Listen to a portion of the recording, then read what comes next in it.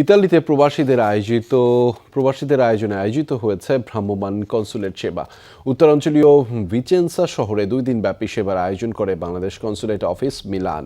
এর আওতায় পাসপোর্ট নবায়ন, no visa, marriage certificate, family certificate, প্রবাসী মন্ত্রণালয়ের ওয়েজ আর্নার্স বোর্ডের মেম্বারশিপ সহ নানা সুবিধাগুলো গ্রহণ করেন বাংলাদেশিরা।